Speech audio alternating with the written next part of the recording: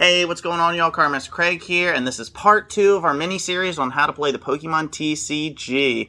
Now, in this video, we're finally going to get into some good stuff. We're going to be looking at the Pokemon cards, specifically the 3 categories: Pokemon, Trainers, and Energy. Make sure to like the video and subscribe to the channel. It lets me know that you enjoy this content so I can keep making it, and let's get right into it. Alright, so why don't we dive right into it? Let's take a look at some of the different cards. Now, when you go up to the cards at the top and hit collection, you're going to be brought automatically to your Pokemon screen. It's going to start in alphabetical order, and again, you can always mix that up however you want, newest to oldest, with your Chilling Reign, and maybe you want to go all the way back to, let's do, oh my gosh, look at this. Yeah, I bought some Heart Gold, Soul Silver packs just to check it out, and oof, that power creep. You can already see it here. Anyways, let's go over each card, the type, and what they can do for you. So, one of the big questions I'm sure most of us had when looking at a card, why don't we take Absol for example, is, okay, well what do these energies mean? Well, these energies right here are the cost. Now, the way I like to think about it is, if you've ever played Magic the Gathering, I've actually heard this comparison. You have to play a mana, a land on the ground, and you have to tap it to use it. Well, in Pokemon, that mana, the energy, isn't for everyone, it's for this specific Pokemon. So Absol requires 2 dark energies. So literally, when you go over to energies, as long as Absol has 2 of these on him, Absol can use his attack. Now, that sounds great. 2 energy, 70 damage, not bad. But, how do you put energy on a Pokemon? You can only officially just play 1 energy from your hand onto your Pokemon. Now, there are abilities, other cards, and just other mechanics that allow you to pour more energy onto different Pokemon, whether they're in your active spot, on your bench, wherever. But the main ability is hand, boop, place an energy. And there you go. The next thing you want to look for is, let's look at the HP. Alright, so Absol is a basic Pokemon with 100 HP.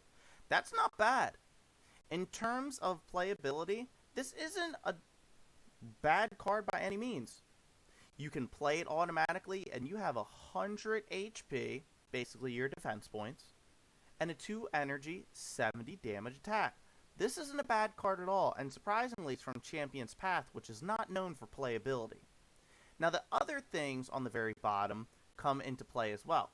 You have weakness, resistance, and retreat. Notice how there's a grass energy. Again, the Pokemon TCG is going to be different than the Pokemon games, or even the anime. I'm sure most of us are familiar with the anime logic. But Absol is a dark, weak to grass. Most of that's due to the fact that, unfortunately, grass has been overshadowed in the meta. So, the TCG decided to start saying, you know what, let's make some cards weak to grass. No resistance, and only 1 energy retreat cost. And look, it's a colorless, meaning, if I had, oh shoot, I only have a fairy energy. Well, I'm going to throw it down on Absol, attach that energy to him, and I can at least retreat it. I might not be able to use any of that energy to work for its attack, but that's what it is. Okay, let's go over the basics of trainers now. Now, there are a lot of different trainers, so this is going to take a little bit, but no worries, I got you. Alright, so when you go into the filters, again, you see all this stuff, you see the different expansion sets. Don't worry about that. Item, supporter, stadium, and tool. Okay. So in terms of trainer cards, I'm sure we've all seen the different lettering, and you maybe haven't taken quite a close look at it. That's okay. Let's go ahead and just click item. Items are cards that basically can be played infinite amount of times. Unless some specific ability or thing says on there, hey, you can't play more than 1 of these per turn, it is what it is. As long as you meet the conditions of the card, everything should be fine. Like, for example, Acrobite. Look at the top 2 cards of your deck and put 1 of them in your hand. If you have 4 of these in your hand, you can play each one on the same turn. Same thing with an air balloon. Now, this is also a Pokemon tool, something that is attached to a Pokemon and gives it that ability. But again, if you have 2 or 3 air balloons, well, as long as you have 2 or 3 Pokemon to attach them to, you can play them. These are basically little cards that either pump up HP, maybe let you draw some more, or do very specific things, like the old XY Spirit Links. Or, if this is attached to you, and it's damaged by opponent, we'll put 6 damage counters on it, like it burst. Or search your deck for something. There's so many different ones. And a lot of them are pretty specific, but there are ones like the Great Ball, the Ultra Ball, Level Ball, that you probably want to put in any deck that you're running. These balls help you get out your Pokemon quicker. Okay, let's go to the next one. Supporters are the next card, and these ones probably have the most different rules out of all of them. So take a look. These are the people that you recognize from the anime, the games, all of that. Like Bidet. I know I'm not saying it right.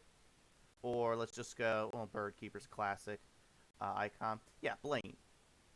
Notice, it's going to be a main character typically, or just some person. Supporter. You may only play one supporter card during your turn before you attack. These cards have very good abilities, but they're balanced by only playing one. So for example, let's say we got Blaine. You can play this card only when it's the last card in your hand, draw 2 cards for each fire Pokemon you have in play.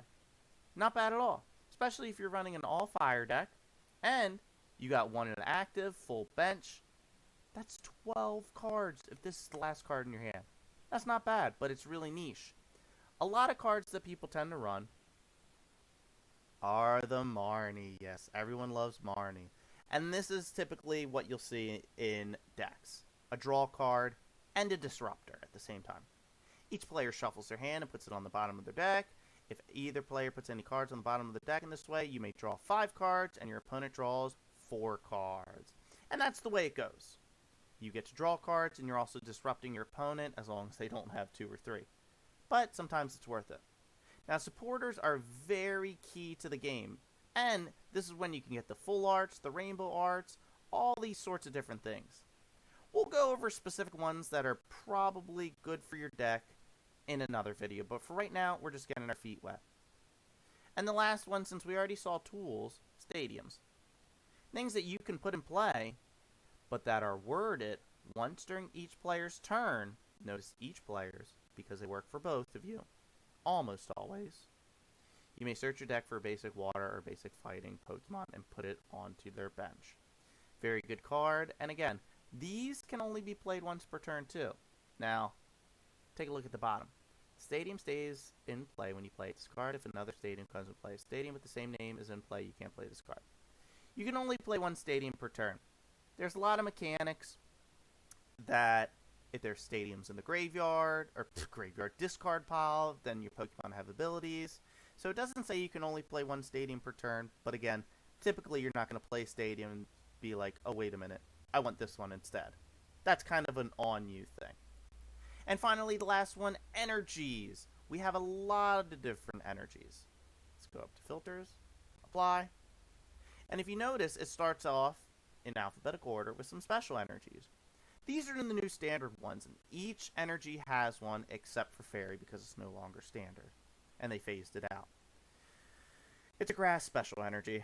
It still provides grass, but it also, only attached to grass, recovers from all special conditions, can't be affected. That's awesome. And there are other ones.